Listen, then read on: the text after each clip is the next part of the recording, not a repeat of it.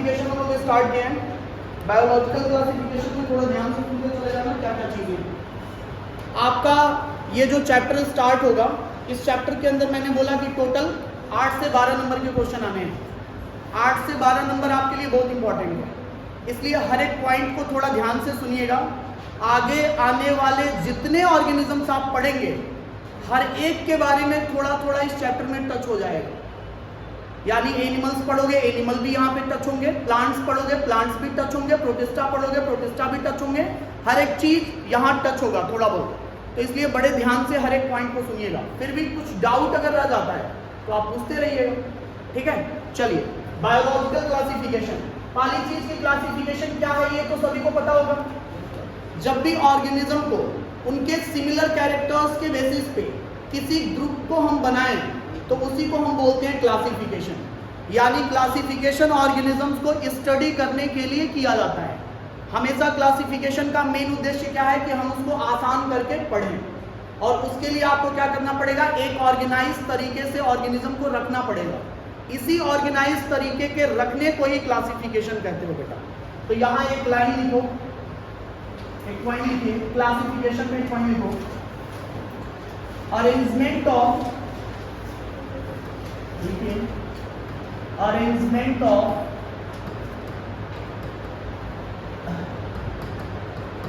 Living organism,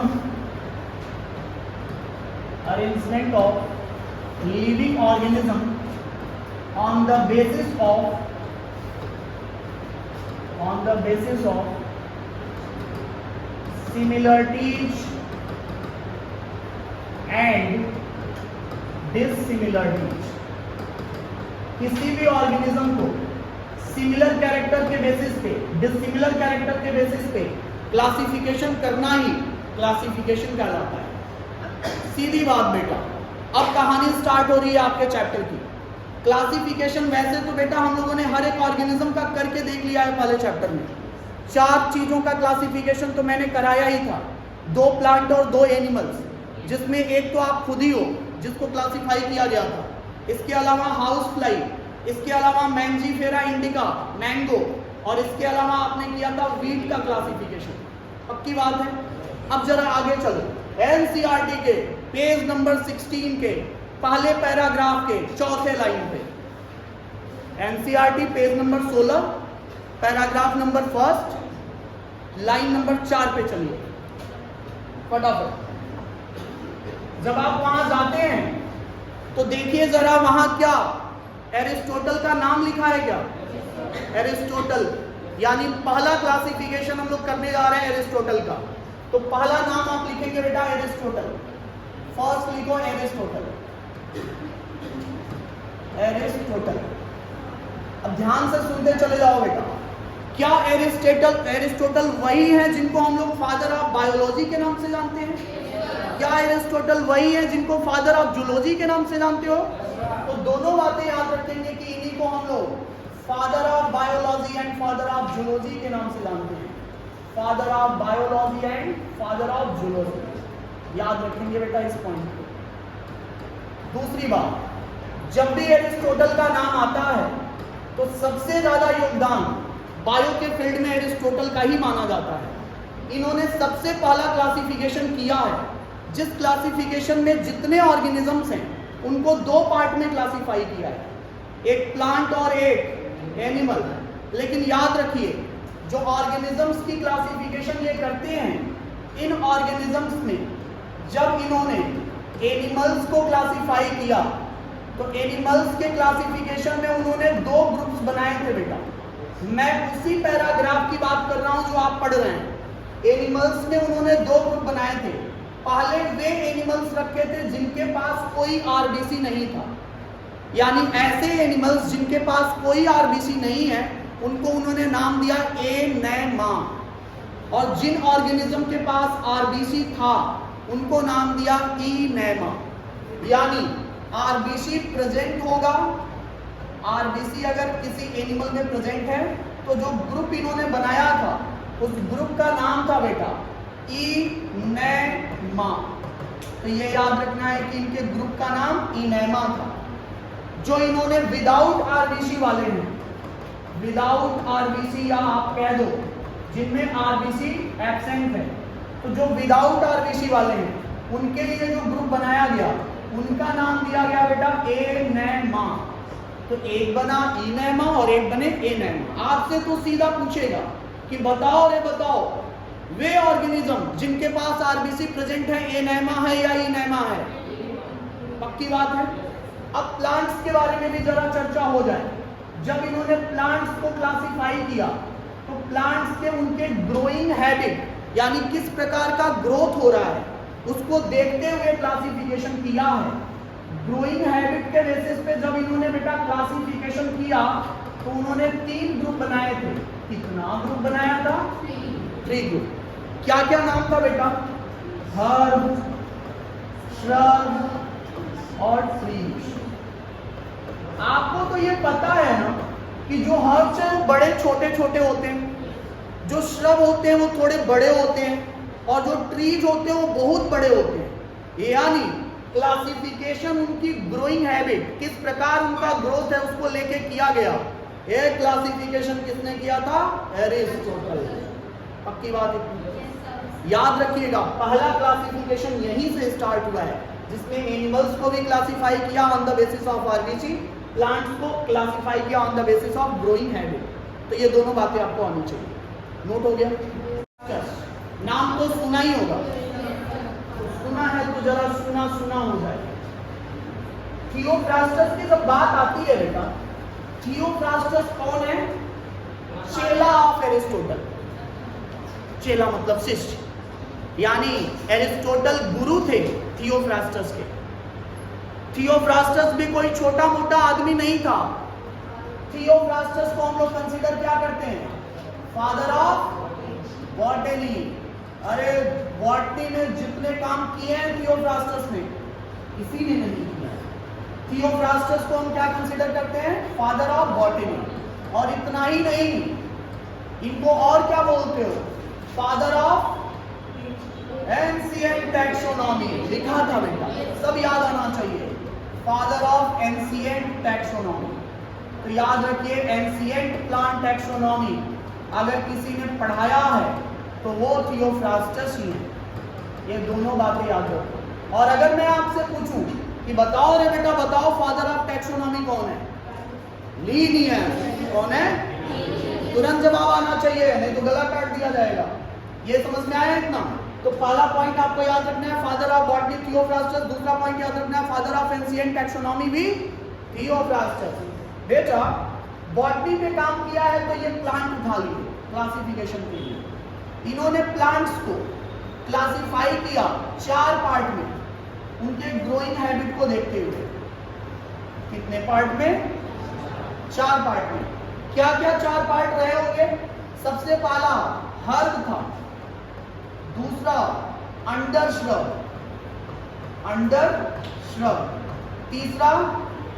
तीसरा shrub, और चौथा ट्री। आप कहोगे यही कमवा तो एरिस्टोटल भी किए थे।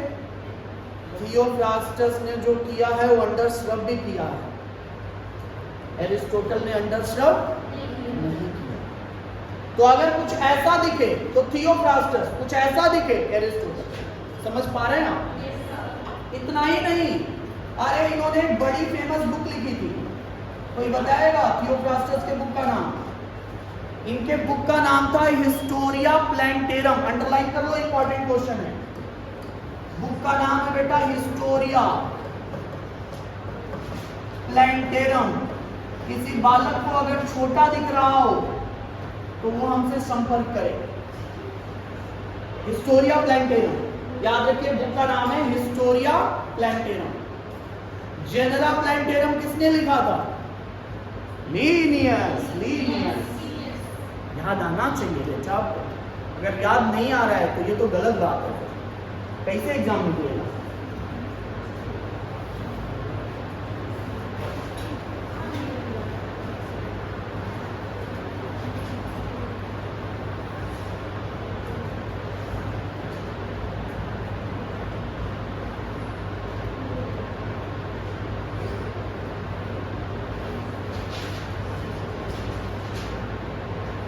यहां तक किसी को कोई क्वेश्चन है बेटा? समझ में आ रहा है इतना?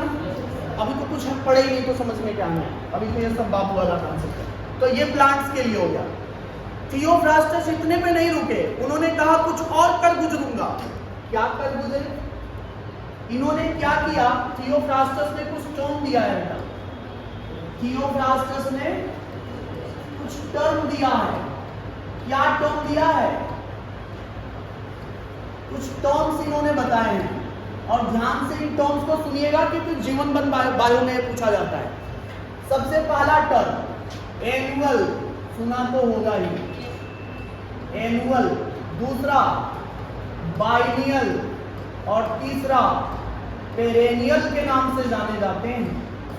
बेटा, क्या आपने अपने स्कूल में एनुअल फंक्शन मनाया है? क्या वो हर महीने आता है? साल आता है। लेकिन जो थियोफ्रास्टस का एनुअल है वो तो सीजन वाला है। आप ऐसा मत कहिएगा कि हर साल आने वाले प्लांट एनुअल कहलाएंगे।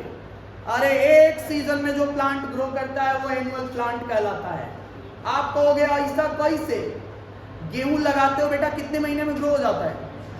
5 से 6 महीना या 4 से 6 महीना। बात समझ में आ रही है? यानी उसकी एक लाइफ स्पेन तो कंप्लीट हो गई ना। सीड लगाया, सीड काटा, नहीं आया क्या? एक लाइफ स्पेन कंप्लीट हो गई, लेकिन कितने मंथ में कंप्लीट हो गया? 6 महीने में। आप उसको एक साल बोलोगे क्या? गलत नहीं हो जाएगा? गलत हो जाएगा। यानी आप तो कह दो बेटा, अगर किसी प्लांट का लाइफ स्पेन 1 सीजन का है, अगर किसी प्लांट का लाइफ स्पेन 1 सीजन का है तो प्लांट एनुअल प्लांट के नाम से जाना जाएगा। एग्जाम्पल बहुत सारे हैं, वीट है, राइस है, मेज है, सारे बेटा खाने वाले प्लांट्स हैं। ईटीसी वीट है, राइस है, मेज है और ईटीसी। अब जरा आ जाओ, बाइनियल क्या है? जिनका लाइफ स्पैन 2 सीजन का हो, यानी जो 2 सीजन कंप्लीट करते हो उनको हम लोग बाइनियल के नाम से जानते हैं। आप कहोगे एग्जांपल भी हो जाए बेटा। कैरेट, गाजर का नाम तो सुना ही होगा, बॉटनिकल नेम डाउकस कैरोटा, याद ना करो। और रेडिश, मूली का नाम तो सुना ही होगा, बॉटनिकल नेम, बॉटनिकल नेम पढ़ाया गया था कि नहीं इसका? ऐसे अगर चलेगा तो बेटा कैसे होगा? आपको बॉटनिकल नेम लिख करके दिए गए थे ना, पढ़ के जरा आया करिए, नहीं तो ऐसे दिक्कत हो जाएगी। कैसे होगा फिर? और अगर कोई मल्टीपल सीजन में आता है तो क्या कहोगे? क्या कहोगे? पेरेनियल। एग्जाम्पल में क्या आएगा?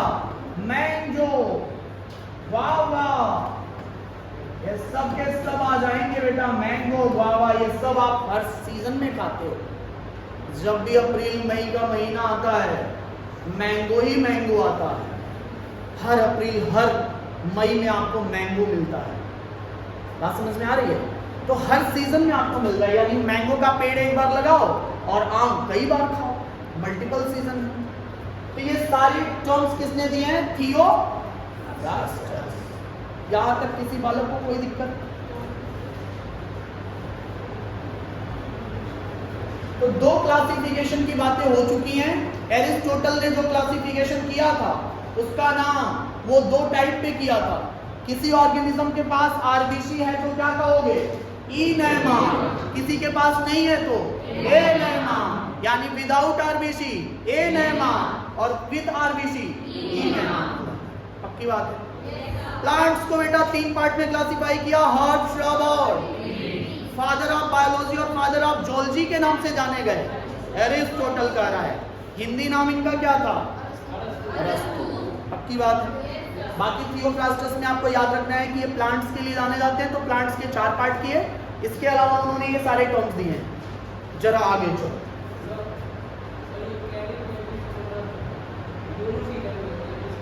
हाँ, 2 सीजन कंप्लीट कर हो गया। चलो बेटा आगे।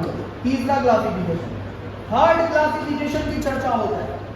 तीसरे नंबर पे जो सबसे महान व्यक्ति हैं वो आ रहे हैं, लीनियस। अरे लीनियस बहुत बड़े जीनियस थे अपने जमाने के, कैरोलस लीनियस। मम्मी पापा ने नाम रखा था कैरोल वॉन, तो इनका बचपन का नाम था कैरोल वॉन। क्या ऐसा हुआ, क्या घटना घटा कि बेचारे कैरोल वॉन कैरोलस लीनियस हो गए? भाई नॉमिनल। अरे कह दिया ना कि समाज सुधारने गए हो तो पहले कुछ सुधरो। इन्होंने कहा हमारे नाम 3 अक्षर का है, हम कैसे कहें कि हर एक नाम 2 अक्षर का हो। इन्होंने कहा पहले हम 2 अक्षर के हो जाएं, तो कैरोल वॉन कैरोलस लीनियस हो गए। ये लैटिन वर्ड है कि ग्रीक वर्ड है? लैटिन वर्ड है कि ग्रीक वर्ड है? अरे लैटिन वर्ड है। जितने बायोलॉजिकल नाम लिखे जाएंगे लैटिनाइज्ड लिखे जाएंगे, लिखा हुआ है रूल्स में। ऐसे कैसे चलेगा? कैरोलस लीनियस को फादर ऑफ टैक्सोनॉमी के नाम से जानते हो। अरे कह दो father of plant and animal, दोनों ही प्लांट टैक्सोनॉमी के भी फादर यही है और एनिमल टैक्सोनॉमी के भी फादर यही हैं। कैरोलस लीनियस अपने जमाने के सबसे बड़े जीनियस थे।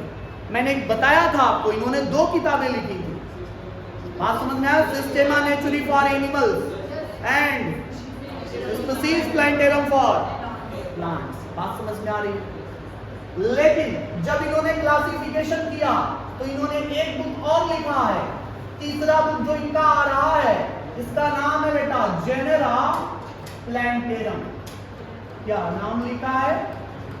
Genera plantarum. यानी लीनियस की एक नई किताब आ गई है, जेनेरा प्लांटेरम। जेनेरा प्लांटेरम में इन्होंने प्लांट्स को क्लासिफाई किया है। किसको क्लासिफाई किया है? प्लांट्स को। किस बेसिस पे बेटा? On the basis of vegetative and sexual character. ध्यान से सुनते जाना। लीनियस ने क्या किया एक्चुअल में? वेजिटेटिव कैरेक्टर के प्लांट और सेक्सुअल कैरेक्टर पे पूरे प्लांट्स को क्लासिफाई कर दिया 24 क्लासेस में। कितने क्लासेस में? तो याद रखिए इसके बेसिस पे इन्होंने 24 क्लासेस बनाए हैं।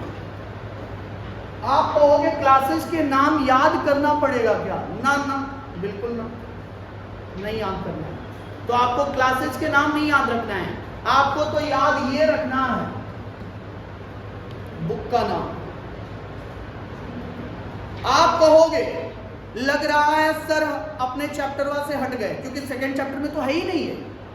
खोजो जरा, है ही नहीं। घबराने की कोई जरूरत नहीं है बेटा। आप ही की एनसीईआरटी की बात हो रही है। जरा पन्ना पलटिए और चलिए चैप्टर नंबर 3 पे। NCERT page number 29, paragraph number 4, line number 6 पहुंचोगे। तीसरा पैराग्राफ लाइन नंबर 6, चौथे में तो फिर वो चला जाएगा। क्या बोला है? चैप्टर नंबर 3 एनसीईआरटी का page number 29, paragraph number 3, line number 6वां, लीनियस के बारे में आर्टिफिशियल क्लासिफिकेशन सिस्टम लिखा है क्या? वही बातें हो रही है यहाँ। अरे आपकी एनसीईआरटी कुछ यहां कुछ वहां लिखी है, मैंने यहां वहां से उठा के एक जगह लिख दिया ताकि आपको बार बार मेहनत नहीं करना पड़ेगा। एक बार यहीं से पढ़ते हुए निपटाते हुए चलो आगे। बात समझ में आ गई क्या? तो यहाँ पे जो कैरोलस लीनियस का जो क्लासिफिकेशन सिस्टम है, इसका नाम क्या है बेटा? Artificial classification system. क्या नाम है? आर्टिफिशियल क्लासिफिकेशन सिस्टम नाम है। और ये आर्टिफिशियल क्लासिफिकेशन सिस्टम आपके उसी एनसीईआरटी पे लिखा हुआ है। आपसे क्वेश्चन पूछ सकता है, इसलिए एनसीईआरटी में भी अंडरलाइन साथ साथ करते चलेंगे। आपको इसलिए बातें बताई जा रही हैं ताकि आप साथ साथ उसको अंडरलाइन करते चलिए। एग्जाम को क्वालिफाई करने के लिए आपको सारे चैप्टर्स को घुमा फिरा करके एक करना पड़ेगा। आपको मल्टी टाइप से सोचना पड़ेगा। एक होकर के सोचोगे बेटा क्वेश्चन नहीं लग पाएगा। आप अब थोड़ा सा हाई लेवल पे सोचना स्टार्ट करिए। आप अपने आप को 11th का स्टूडेंट मत मानिए। आप ये मान लीजिए कि अगले साल तो आला लटकाना ही लटकाना है, चाहे कुछ भी हो जाए। क्योंकि 12th में तो आप एग्जाम दे ही देंगे, एलिजिबल हो बेटा, 12th अपीयरिंग में तो एग्जाम दोगे ना, इस साल नहीं दोगे। उसी के साथ अगर ले लो डिग्री तो क्या दिक्कत है, कोई दिक्कत है? 12th के साथ बच्चे निकालते तो हैं, बस उम्र 17 होनी चाहिए। 17 का खतरा है, जिसके ऊपर 17 भारी एग्जाम नहीं निकलेगा, 17 को पार कर लो। चलो इधर आ जाओ, artificial classification system. Artificial classification system किसने दिया? कैरोलस लीनियस ने।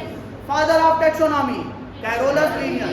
Father of plant taxonomy, father of animal taxonomy. गजब गजब गजब। आपको तो यही सारी चीजें दिमाग में बैठा हुई है, पक्की बात है? चलो आगे चलो। तो यहां पे हम लोगों ने कैरोलस लीनियस के बारे में बात करी। कैरोलस लीनियस जब इतना कह दिए तो एक और जन आए हैं जिन्होंने क्लासिफिकेशन किया है, उनका नाम भी जरा देख लो।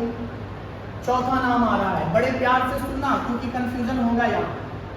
चौथे नंबर पे जो मैं लिख रहा हूं, इनका नाम, इस क्लासिफिकेशन सिस्टम का नाम क्या है?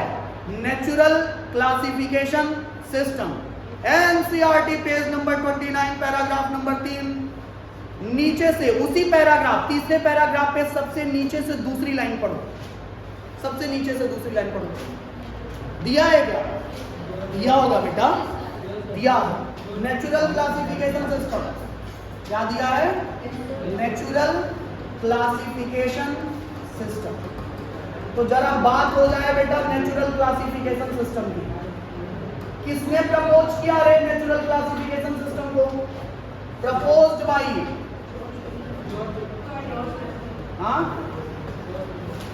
George Bentham.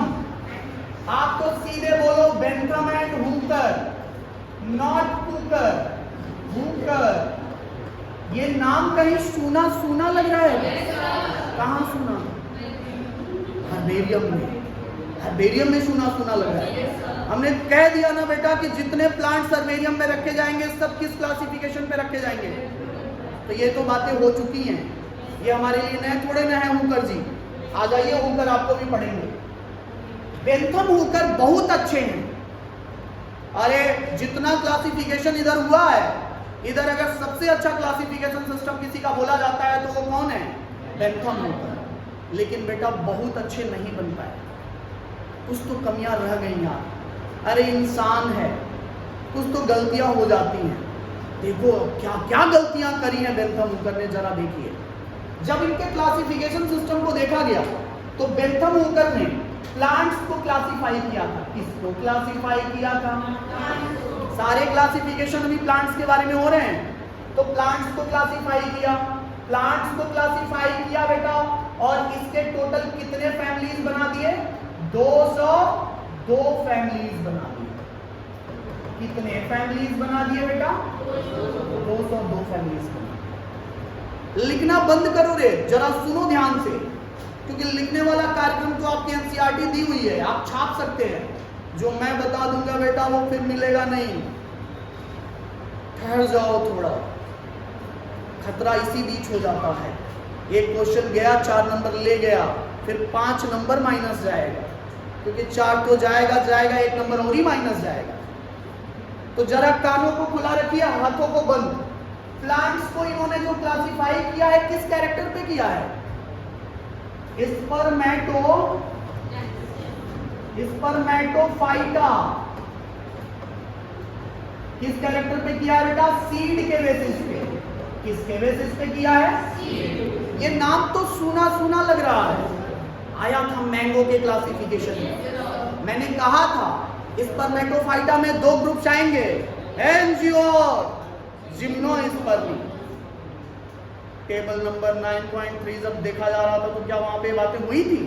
हुई थी बेटा। तो याद रखिए जरा, स्पर्मेटोफाइटा यानी सीड के बेसिस पे कितनी फैमिलीज बना दी? 200। बेंथम हुकर बहुत बड़ा काम करके चले गए, यानी डिटेल डिस्क्रिप्शन उन्होंने प्लांट्स का किया है। और इस 202 फैमिलीज में कितने ग्रुप्स बनाए थे? टोटल 3। कितने ग्रुप्स बनाए थे? 3। क्या क्या बनाए थे जरा सुनिएगा। पहला ग्रुप बनाया बेटा डाई कॉटिलिडोनी। डाई कॉटिलिडनी। अरे वे प्लांट जिसमें कॉटिलेडन्स, वे सीड जिसमें कॉटिलेडन्स 2 होंगे, डाइकोटिलेडनी कहलाएगा। मैंगो को जब खाते हो सीड को काट के देखो, गुठली काट के देखो, 2 कॉटिलेडन्स मिलेंगे। आप तो गुठली फेंक देते होंगे तो सोचते होंगे एक तो सीडवा है, अरे सीड को काटो रे तब 2 कॉटिलेडन्स है। चौथा खोल के देखो ऊपर का खोल 2 मिलेगा, यानी जिसमें 2 कॉटिलेडन्स हो सारे डाइकोटिलेडन। एक ग्रुप बनाया जिसको नाम दिया जिम्नोस्पर्मी। क्या ये भी सीड वाला है? क्या सीड वाला है? ध्यान से सुनते जाना। और इसके बाद उन्होंने क्या लिखा?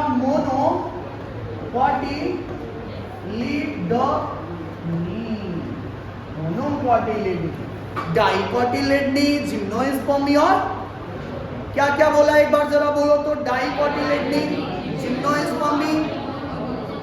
पक्की बात है इतना? यहां तक किसी को कोई डाउट? फटाफट छापो बेटा, छापो, फिर फैमिली के नाम बताओ।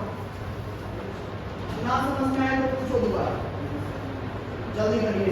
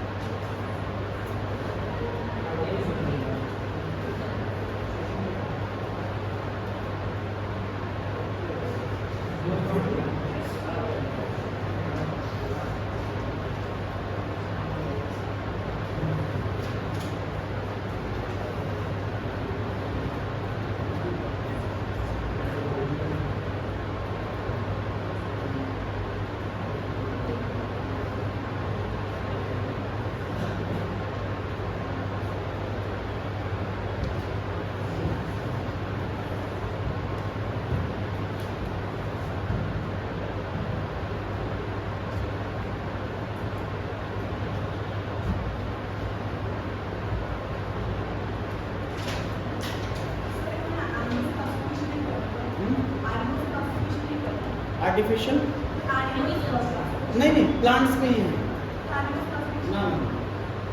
अभी सिर्फ प्लांट्स की बात करो। चले जरा, टैक्सोनॉमी में नामकरण किया है लेकिन इसमें नहीं हुआ। आगे चले बेटा, हो गया इतना? जरा इधर निगाहें, इधर जरा देखो रे। आप कहोगे स्पर्मेटोफाइटा यानी सीड वाले के डिवीजन के टोटल 202 फैमिलीज बना दिया।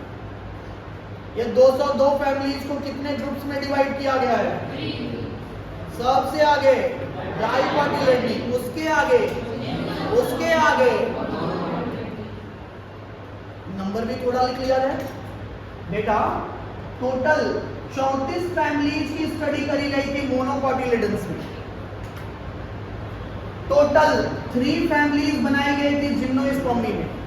तो जरा बताइए, 34 + 3 37 - 202 कितना बचा रे? 202 - 37 165। हमें लगा कि मैथ ज्यादा तेज है बेटा। तो डाइकोटिलेडन्स के टोटल कितने फैमिलीज पड़े? 165। जिम्नोस्पर्मी के कितने? 3। मोनोकॉट के कितने? 34। जरा नंबर बोलेंगे। मोनोकॉट कितना? 34। जिम्नो कितना? डाइकॉट कितना? जिम्नो कितना? रुक के नहीं, तुरंत बोलो, खतरा हो जाएगा बेटा। जरा इधर, यही नहीं रुकना है, अभी तो और कुछ बाकी है। जरा देखिए, डाइकोटिलेडनी को फिर 2 ग्रुप में डिवाइड कर दिया गया। एक बना दिया गया, 3 ग्रुप में डिवाइड कर दिया गया।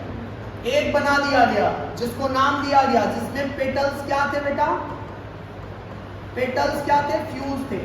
क्या पेटल्स के बारे में आप जानते हो? अरे फ्लावर में जो कलरफुल पार्ट देखते हो वही पेटल्स कहलाता है। तो जिसमें पेटल्स आपस में फ्यूज है, यानी आप गिन नहीं पा रहे हो, उसके लिए टर्म दिया गया गैमोपिटैली। कौन सा पिटैली? गैमोपिटैली। कौन सा पिटैली? फ्यूज है ना, यानी फ्री भी तो होगा रे। अगर पेटल्स फ्री है तब क्या कहोगे? पॉलीपिटैली। क्या कहेंगे? गैमोपिटैली फ्यूज और पॉलीपिटैली फ्री है।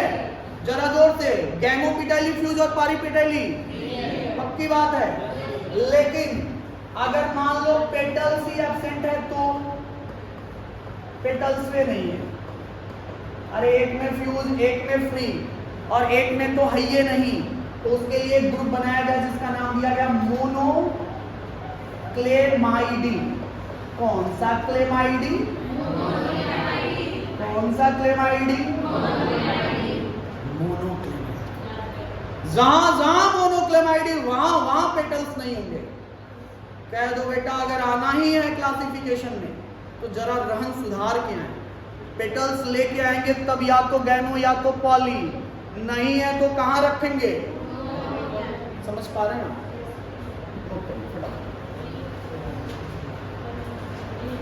अच्छा एक मिनट और रुक जाओ, पूरा लिख लेना। एक चीज और सुनो इसी के साथ, अभी लीनियस ने कौन सी बुक लिखी थी रे?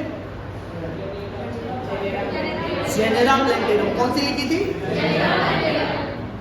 इनका भी एक बुक है और नाम है जेनेरा प्लैंटेरम। क्या बोला? और ऐसा कैसे? ये भी जनरल प्लैंटेरम वो भी जनरल प्लैंटेरम, हमसे क्वेश्चन आ जाएगा तो हम इनको चुनेंगे कि उनको चुनेंगे? वेटेज देंगे तो देंगे किसको? क्वेश्चन बड़ा है, जवाब बड़ा छोटा है। अरे आपसे क्वेश्चन पूछने वाला जानता है, पढ़ा लिखा है, वो क्वेश्चन देगा तो लिख के देगा कि स्पर्मेटोफाइटा के बारे में बोल रहे हो कि उधर आप लीनियस के बारे में बोल रहे हो। अगर लीनियस के बारे में बोलेगा तो समझ जाइएगा कि जनरा प्लैंटेरम लीनियस का है, और अगर वो स्पर्मेटोफाइटा सीड के बारे में पूछ रहा है तो समझ जाइए क्लासिफिकेशन किसका पूछ रहा है? Bentham Hooker. फालतू का वेटेज नहीं देना है किसी को कि हमारे लिए तो ये अच्छे हैं। अरे आपके लिए कोई अच्छा नहीं है, आप तो बेटा सीधा सोचो रे, अगर क्वेश्चन में जो नाम आएगा उसी को टिक करना, और अगर कभी गलती से दोनों पूछ दे छोड़ के क्वेश्चन चले आना, नंबर कॉमन मिल जाएगा, क्योंकि हो सकता है गलती से आ गया हो, ये नहीं कि जबरदस्ती उसमें गोला कर दीजिए। समझ में आ रहा है बातें? तो ये चीज करनी है, थोड़ा ध्यान से देखना है। जनरा प्लैंटेरम यहाँ पे भी है और जनरा प्लैंटेरम वहां पे भी है, लेकिन वहां पे जनरा प्लैंटेरम जो किया गया वो वेजिटेटिव कैरेक्टर और सेक्सुअल कैरेक्टर के बेसिस पे क्लासेस के लिए किया गया। यहाँ पे जो किया गया वो फैमिली स्पर्मेटोफाइटा सीड के लिए किया गया। किसी को कोई डाउट है यहाँ तक? नोट करो।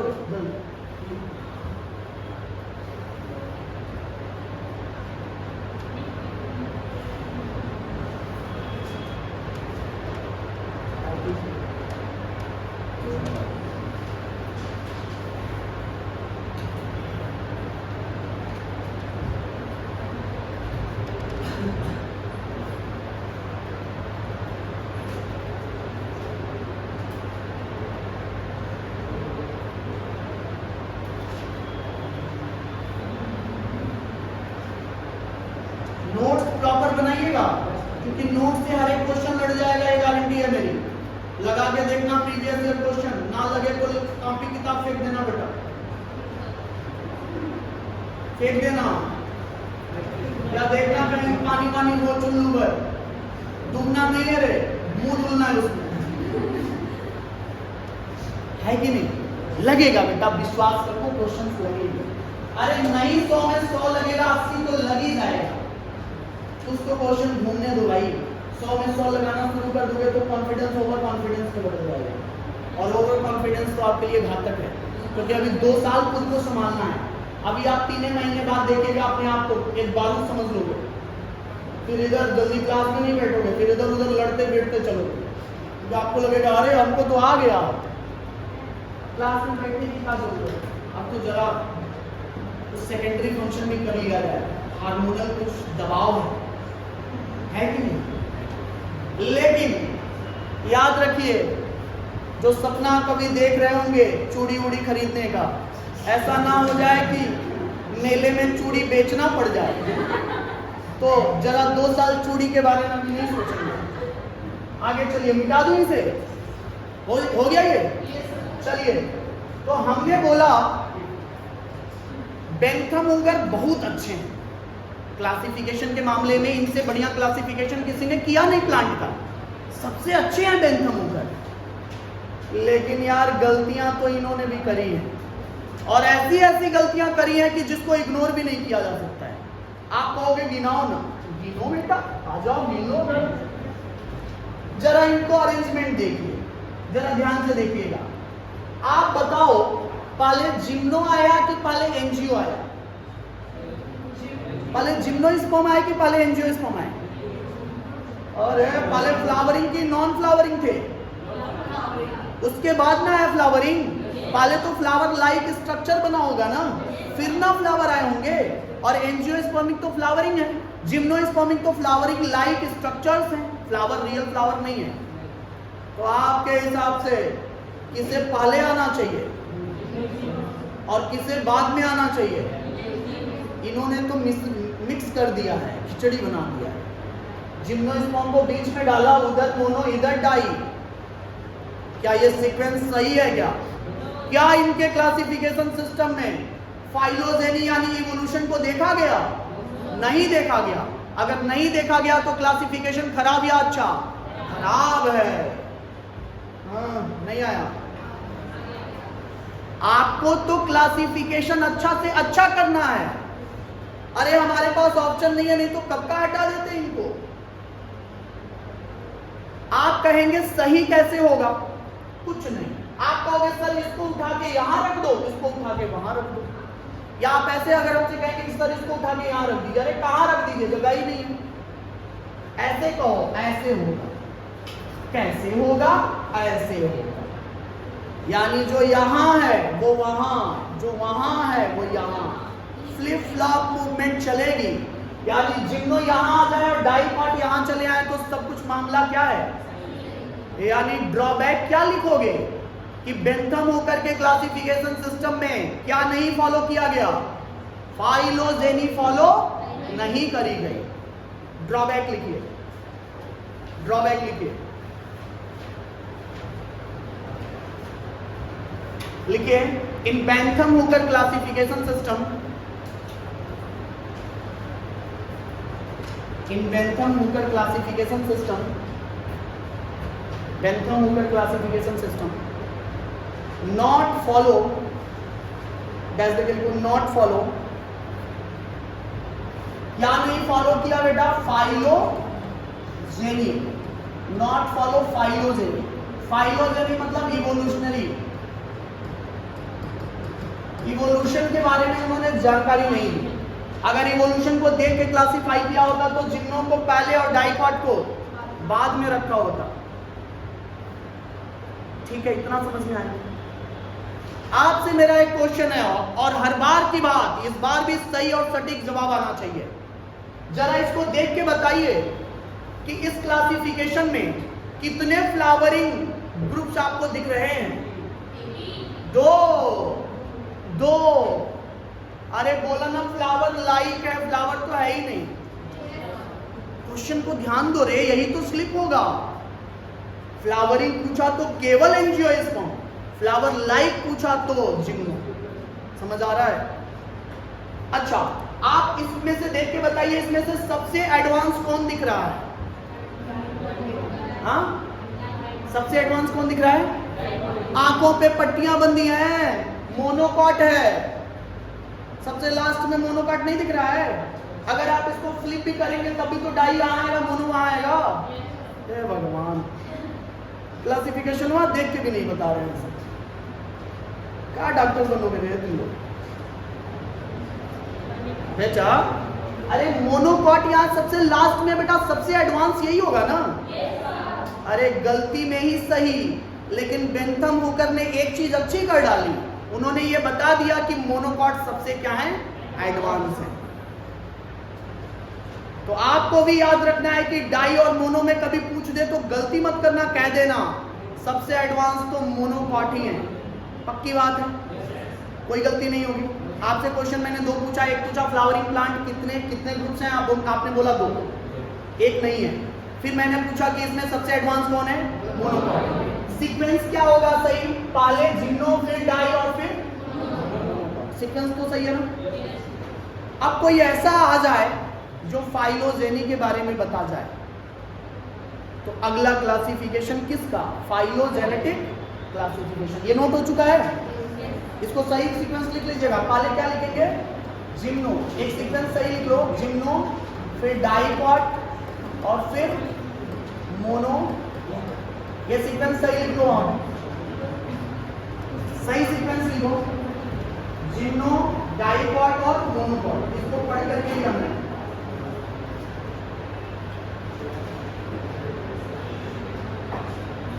इतना समझ में आ गया? यहां तक किसी को कोई डाउट नहीं है? एक लास्ट और पढ़ लो, फिर किंगडम क्लासिफिकेशन कल पढ़ा जाएगा। लास्ट पढ़ लेते हैं। अगर बेंथम हुकर ने गलती किया है तो कोई तो हो जो सुधार करे। आ गए हैं सुधार करने वाले। अगला क्लासिफिकेशन कौन सा नंबर था? ये चौथा या तीसरा? कोई तीसरा करे, कोई चौथा करे। मैं चौथा लिखे। कोई बात नहीं, कोई बात नहीं, चिंता की कोई बात नहीं है। इसको मैं डंडी को मिटा दूंगा, ठीक है? पांचवा क्लासिफिकेशन सिस्टम का नाम क्या है? फाइलो जेनेटिक क्लासिफिकेशन सिस्टम। क्या नाम है बेटा? फाइलोजेनेटिक क्लासिफिकेशन सिस्टम नाम है। फाइलोजेनेटिक क्लासिफिकेशन सिस्टम की जब बात होती है तो क्या ये इवोल्यूशन पे बेस्ड होगा? अरे इसीलिए तो बनाया गया है, गलती देखिए। तो आप लिखेंगे based on evolution, based on evolution पे बेस्ड है। अगली बात, फाइलोजेनेटिक क्लासिफिकेशन सिस्टम में कौन कौन आते हैं? किसने किसने इसे प्रपोज किया है? तो जरा लिखिए प्रपोज्ड बाय। कौन कौन प्रपोज करेगा रे? अरे इधर पहला नाम हचिंसन। कौन सा चिंसन? हचिंसन। तो पहले साइंटिस्ट का नाम बेटा हचिंसन है। दूसरे का नाम ओस्टवाल्ड टिप्पो। कौन सा टिप्पो? ओस्टवाल्ड टिप्पो। तीसरे साइंटिस्ट का नाम है तकत जान। तो तीसरे का नाम है तकत जान। बेटा जान केवल नहीं लिखना है, तकत भी आगे लिखना है। आगे लिखो रे, Engler and Prandtl. Engler and Prandtl भी आएंगे। और एक नाम और लिख लो, डब्ल्यू आइकलर। तो आइकलर भी आएंगे। कितने लोग आ गए? 6 लोग, 5 लोग आए हैं। हचिंसन, ओस्टवाल्ड टिप्पो, तकतजान, एंगलर प्लांटल और एडब्ल्यू आइकलर। ये पांचों साइंटिस्ट मिलके आपके सिलेबस को बढ़ा दिए हैं, फाइलोजेनी दे दिए हैं। फाइलोजेनी में क्या बताया इन्होंने? इन्होंने बोला कि जो पहले आएगा वो पहले अरेंज होगा और जो बाद में आएगा वो बाद में अरेंज होगा।